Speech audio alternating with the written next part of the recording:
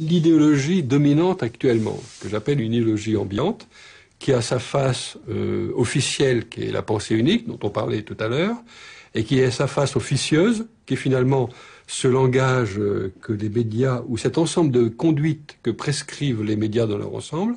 Cette idéologie-là, elle n'apparaît jamais comme une idéologie. Elle est présentée comme quelque chose de bien naturel, comme quelque chose qu'il est évident que l'on fasse. Doit être évident d'avoir une télévision. Comment peut-on ne pas avoir de télévision au XXe siècle ou à la fin du XXe siècle? Il est évident d'accepter le système publicitaire. Vous n'allez quand même plus, en 2000 et des poussières, mettre en cause le système publicitaire, etc. Vous voyez, c'est-à-dire que tout ce qui est idéologique, tout ce qui est choix que le système a organisé et sur lesquels on ne nous a pas demandé notre avis, nous est présenté comme des évidences, comme des choses qui vont de soi et que l'on n'a pas même à discuter. Bon, ça c'est très intéressant. Et alors effectivement, à propos de la pensée unique, qui est une manière uniforme, partielle et sectaire d'interpréter l'économie ou de la faire, Alain Minck avait dit, ce n'est pas la pensée qui est unique, c'est la réalité. À partir de ce moment-là, il n'était pas question de mettre en cause ce que faisait l'économie libérale ou ultralibérale, c'était donné comme la réalité. Et donc, il fallait suivre la réalité. Alors, par exemple, la mondialisation, on va vous dire, c'est une réalité. Bien sûr que c'est une réalité, mais ça n'est pas nécessairement une bonne réalité. Or, l'idéologie dit, c'est une réalité, donc c'est valable, donc il faut aller dans ce sens-là. La globalisation, même chose. La privatisation, même chose. Ça se fait, donc ça doit se faire. Donc il fallait le faire, etc., etc. Donc on présente sous forme de fait accompli les choses qu'il faut faire accepter par les gens, au lieu de leur demander s'ils sont d'accord ou pas. Bon. Alors naturellement, ça rejoint ce que je disais dans mon livre sur le sophisme de l'inéluctable. La plupart des politiciens couvrent leurs actions, leurs choix, car ce sont des choix et des décisions, sous l'espèce de l'inéluctable. On ne pouvait pas faire autrement. C'était écrit.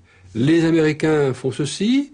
Or, tout le monde sait qu'en France, il se produit toujours ce qui se produisait 10 ans avant aux États-Unis. Donc, il fallait le faire en France. La société Renault a fermé une usine en Belgique. Bon.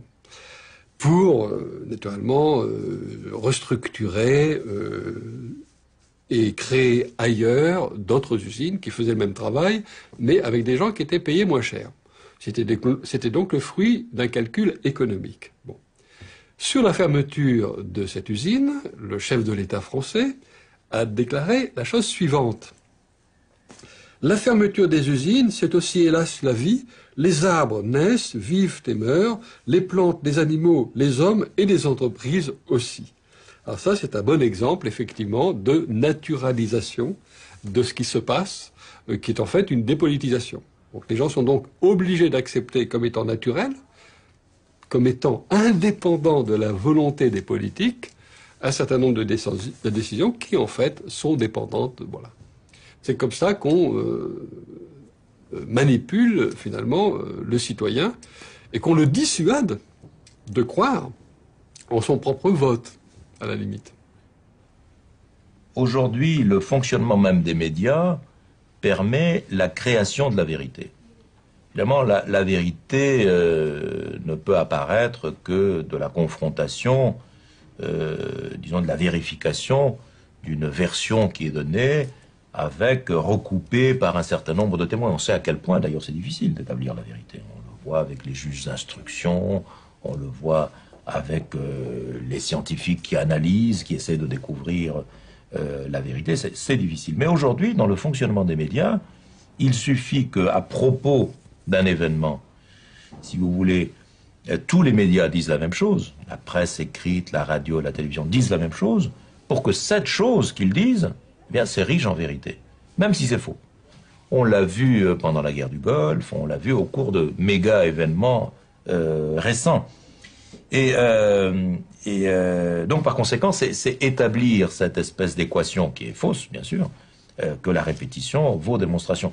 Et je relisais dernièrement Le meilleur des mondes, vous savez, Brave New World d'Aldous Huxley. J'ai retrouvé une phrase à un moment à propos de l'hypnopédie, vous savez, cette espèce d'hypnose par l'écoute que l'on fait faire aux petits-enfants quand ils naissent, pour les persuader d'être heureux d'être ce qu'ils sont. Et l'un des gestionnaires, des directeurs du centre de conditionnement, c'est comme ça ce que ça s'appelle, le centre de conditionnement, dit cette phrase, il dit « 64 000 répétitions valent la vérité ». Eh bien, nous sommes maintenant dans le monde d'Huxley.